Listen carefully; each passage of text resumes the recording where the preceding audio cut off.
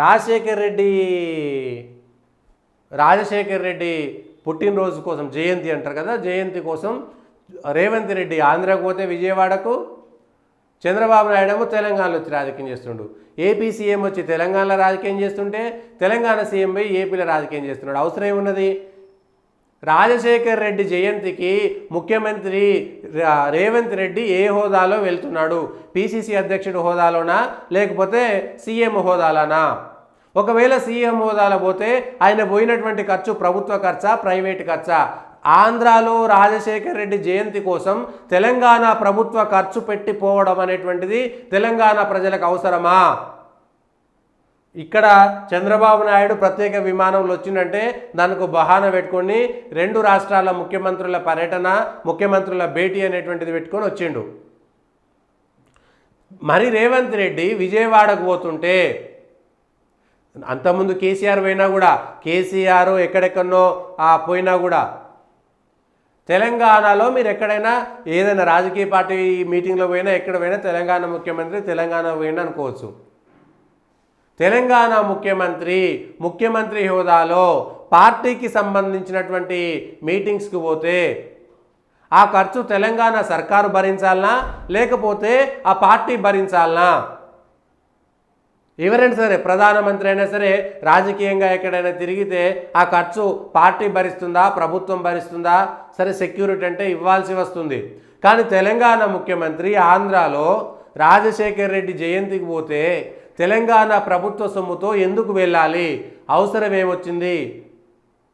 అక్కడికి వెళ్ళి జయంతిలో పాల్గొనడానికి తెలంగాణ ప్రజల సొమ్మును వృధా చేయాల్సినటువంటి అవసరం ఏమొచ్చింది? తెలంగాణ సీఎం ఆంధ్రాలో రాజకీయం చేస్తాడు, ఆంధ్రాలో పోయి తెలంగాణ సీఎం రాజకీయం చేస్తాడు. చంద్రబాబు నాయుడు వచ్చామో ఇక్కడ రాజకీయం చేస్తాడు. తెలంగాణ నాకు ఇది, తెలంగాణ 2 కన్నులు, మళ్ళా 2 కన్నులు. ఆ 2 కన్నుల సిద్ధాంతమే మిమ్మల్ని మోసం చేసింది. అంటే మీకు ఇక్కడ అక్కడ మీరు ఆంధ్రానా తెలంగాణ తేల్చుకోలేనటువంటి పరిస్థితిలో ఉన్నారు, అటు ఇటు కానటువంటి పొజిషన్లో ఉన్నారు. మీరు ఆంధ్ర ముఖ్యమంత్రి అయితే నాకు ఆంధ్ర మాత్రమే అని చెప్పాలి. కానీ నేను ఇది, నేను అది, నేను అందరికంటే పెద్ద ప్రత్యేకత అనేటువంటి మాట చెప్పి ఆంధ్ర ముఖ్యమంత్రి తెలంగాణలో రాజకీయం చేయడం ఏంది? అది భారతదేశంలో రాజ్యాంగం ఏ రాష్ట్రంలో అయినా పోయేటువంటి అవకాశం ఉందంటే అన్ని రాష్ట్రాలకు పోండి. తెలంగాణ ఒక్కటే దొరికిందా మీకు? అంతకుముందు మేము కలిసి ఉన్నాం కదా. మీరు కలిసి ఉన్నారు కాబట్టి ఎల్లగొట్టాలని తెలంగాణ ప్రజలు ఉద్యమం చేశారు. కేవలం చంద్రబాబు నాయుడును రాజశేఖర్ రెడ్డిని ఎల్లగొట్టడానికే ఇక్కడ తెలంగాణ ప్రజలు కంకణం కట్టుకుని ఉద్యమం చేశారు. మళ్ళీ ఈడికొచ్చి మీరు గెలికడం ఏంది? మేము ఏదో ఇక్కడ బీసీలకు ఇది చేసినాం, ఏం చేయలేదు. నిజంగా చంద్రబాబు నాయుడుకు తెలుగుదేశం పార్టీకి బీసీల మీద ప్రేమ ఉంటుంటే అక్కడ ఒక బీసీని ముఖ్యమంత్రి చేసి ఈయన సపరేట్గా ఖాళీ కూర్చోవాలి కదా. చంద్రబాబు నాయుడు ఆంధ్రాలో నేను రాజకీయం చేస్తా, తెలంగాణలో రాజకీయం చేస్తా అని తెలంగాణలో ఒక బీసీకి ఆంధ్రాలో ఒక బీసీకి ముఖ్యమంత్రి ఇస్తామని చెప్పేసి అక్కడ ఆంధ్రాలో ఒక బీసీని ముఖ్యమంత్రి ఎందుకు చేయలేదు? లోకేష్కి ఎందుకు ఇచ్చిర్రు? మళ్ళీ వాళ్ళ బామ్మర్దికి ఎందుకు ఇచ్చిర్రు? బామ్మర్ది అల్లుడికి ఎందుకు ఇచ్చిర్రు టికెట్లు? అంతా మీ కుటుంబమే టికెట్లు పంచుకొని మీ కుటుంబ రాజకీయాలు చేసుకుంటా మళ్ళా మేమంతా బీసీలకే చేసినాం. ఏం అవసరం వచ్చింది? త్యాగం చేయొచ్చు కదా ముఖ్యమంత్రి పదవి బీసీలకి. మరి బీసీల మీద మీకు ప్రేమ ఏడున్నది? మీరు తెలుగుదేశం పార్టీలా మీ కులం తప్ప మీ కుటుంబం తప్ప ఇంకోరన్నా ముఖ్యమంత్రి అయ్యారా? కాలేదు. సో మరి తెలుగుదేశం పార్టీ అందరిది ఎట్లయితుంది? తెలుగుదేశం పార్టీ అందరిది ఏనాటికి కాదు, అది ఎన్టీ రామారావు కుటుంబంది, వాళ్ళ అల్లుడిది, వాళ్ళ కొడుకుది, వాళ్ళ తప్ప ప్రజలందరిది కానే కాదు. దిక్కు లేక ప్రజలు ఓటేయాల్సినటువంటి పరిస్థితి. ఇవాళ అదే మళ్ళీ పవన్ కళ్యాణ్ అదే తప్పు చేసిండు. అక్కడ తెలుగుదేశం పార్టీకి ప్రత్యామ్నాయం మళ్ళీ జగన్మోహన్ రెడ్డి తప్ప ఇంకో పార్టీ దిక్కు లేకుండా అయిపోయింది. మళ్ళీ జనసేనలో బీజేపీ పక్కకు పోతే ఇటు చంద్రబాబు నాయుడు అటు జగన్మోహన్ రెడ్డి ఇద్దరు ఇష్టం లేనటువంటి వాళ్ళు అక్కడ ఆ 2 పార్టీల వైపు వెళ్ళడానికి అవకాశం ఉండే. మళ్ళీ ఇవాళ కాంగ్రెస్ పార్టీలో మళ్ళీ షర్మిల వచ్చి మళ్ళీ రాజశేఖర రెడ్డి కుటుంబమే వచ్చింది అక్కడికి కూడా. అంటే ఆ ప్రజలకు ఇంకో ప్రత్యామ్నాయం లేకుండా ఆంధ్ర ప్రజలకు చంద్రబాబు నాయుడు, ఎన్టీ రామారావు, రాజశేఖర రెడ్డి తప్ప ఇంకోరు దిక్కు లేదన్నట్టుగా ఎవరు క్రియేట్ చేసిరు?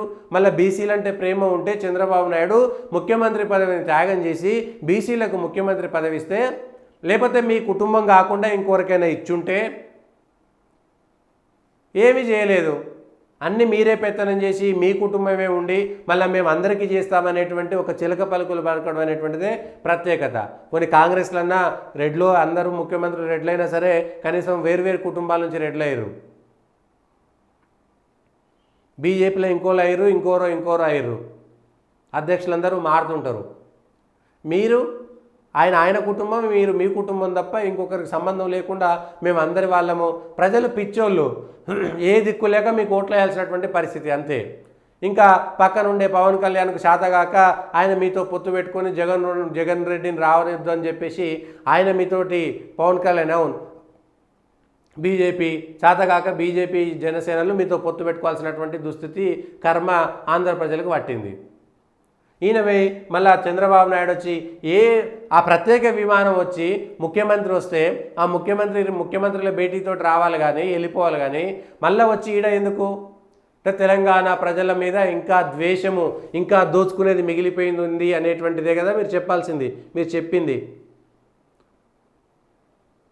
అయితే ఆంధ్ర ప్రజలు నివసించడానికి చంద్రబాబు వచ్చి రాజకీయం చేయడానికి చాలా తేడా ఉన్నది, చాలా తేడా ఉన్నది.